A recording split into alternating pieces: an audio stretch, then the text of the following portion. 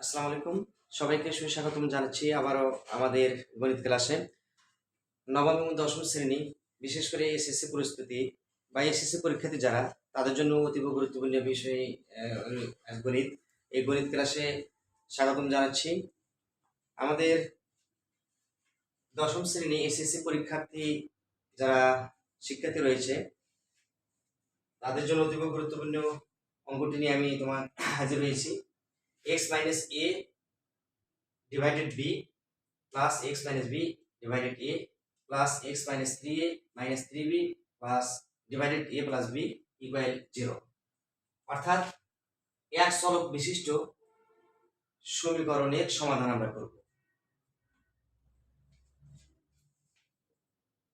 আমরা যখন সমাধান করব তখন আমরা কি করব, বা দিয়ে আমরা স্টার্ট করব। সমান হবে না, কারণ সমান যেহেতু এই পাশে রয়েছে। বা x minus a divided b plus x minus b divided a plus x minus আমরা 3 কমন নিতে পারি, তাহলে a minus minus plus b divided a plus b equal 0 এভাবে আমরা লিখতে পারি।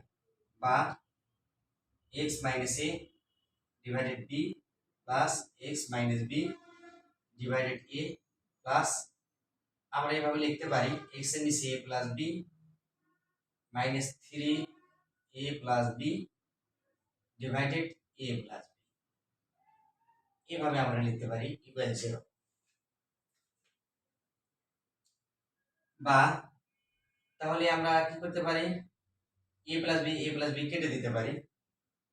বা x minus a b plus x minus b a x minus a plus b minus 3 থাকবে তখন ইকুয়াল 0। বা x minus a b minus 3 এখানে আমরা এইভাবে করতে পারি, এইভাবে আমরা লিখতে পারি ইকুয়াল 0। অর্থাৎ মাইনাস 3 কে ভাঙালে মাইনাস 1 মাইনাস 1 মাইনাস 1 মাইনাস 3 হয়ে যায়। বা আমরা কি করব, এখন লসাগু করব b, তাহলে x minus a minus b plus এখানে লসাগু a x minus b minus a plus এখানে a প্লাস b লসাগু x minus a plus minus a minus b equal 0। আমরা দেখতে পাচ্ছি উপরে সব এখানেও চাই, এখানেও তাই, এখানেও তাই, x minus a minus b x minus a minus b x minus a minus b। আমরা একটা কমন নেব, x minus a minus b আমরা কমন নেব। থাকলো উপরে 1 নিচে b plus 1 divided a plus 1 divided a plus b equal 0।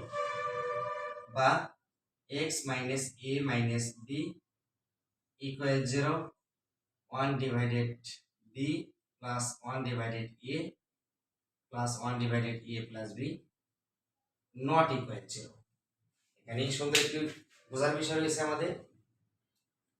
আমরা জানি সমাধান করার সময় x y z এরকম তিনটি সংখ্যা যদি থাকে তাহলে তার সমাধান আমরা করতে পারবো, বাকি ক্ষেত্রে আমরা সমাধান করতে পারবো না। তাহলে এখানে x নেই, y নেই, z নেই, এই জন্য এটা সমাধান করতে পারবো না, বিধায় নট ইকুয়াল 0। আর এর মধ্যে x y z এর মধ্যে একটা সংখ্যা রয়েছে, অবশ্যই তাহলে এটা সমাধান করা যাবে। অতএব x ইকুয়াল মাইনাস এর পাশে আসলে প্লাস লেখা লাগে না, মাইনাস এর পাশে আসলে প্লাস এখানে লেখা লাগে, অর্থাৎ x equal a plus b। কত সুন্দরভাবে আমরা অঙ্কটি আমরা এখানে প্র্যাকটিস করি। আমার মনে হয় খুব সুন্দর শিক্ষার্থীরা অঙ্কটি যদি গভীর মনোযোগ সহকারে দেখতে পারে তাহলে তাদের কাছে অঙ্কটি অত্যন্ত সহজ হবে বলে আমি বিশ্বাস রাখি। তো আমাদের এরকম আরো গুরুত্বপূর্ণ অঙ্ক নিয়ে তোমাদের সামনে হাজির হব। তোমরা আমাদের সাথেই থাকবে এবং আমাদের চ্যানেলটিকে সাবস্ক্রাইব করবে, সায়েন্স আর অল সাবজেক্ট ইউটিউব চ্যানেল। পাশাপাশি আমাদের ফেসবুক পেজ রয়েছে সায়েন্স আর। এই দুইটির সাথে থাকার জন্য সবাইকে আমন্ত্রণ জানাচ্ছি। সবাইকে অসংখ্য ধন্যবাদ। আসসালামু আলাইকুম।